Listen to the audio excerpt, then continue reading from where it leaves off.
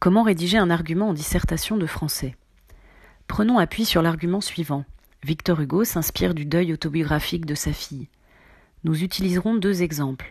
Un exemple global, fondé sur l'étude de la structure du recueil, et un exemple précis, celui du poème daté du 4 septembre 1843 et constitué d'une ligne de points. On retient l'astuce mémotechnique acier pour alinéa, connecteur, idée, exemple, récapitulatif. On commence par exposer en une phrase l'argument que l'on va développer en faisant le lien avec la thèse à démontrer.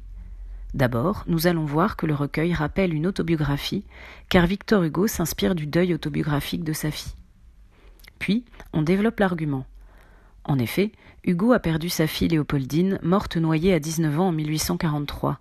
Le recueil, traversé de la figure de sa fille, témoigne abondamment de cet événement autobiographique douloureux qui est au fondement même de sa construction et de son inspiration. Ensuite, on développe le premier exemple.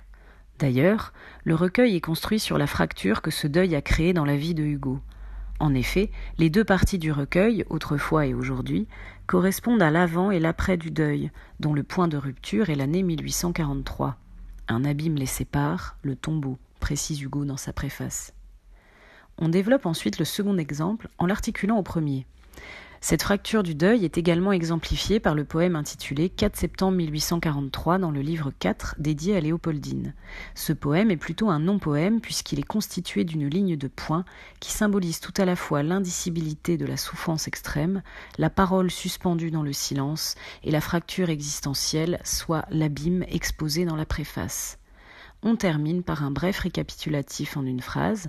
Ainsi, l'événement autobiographique du deuil est inscrit au cœur même du recueil fracturé en deux.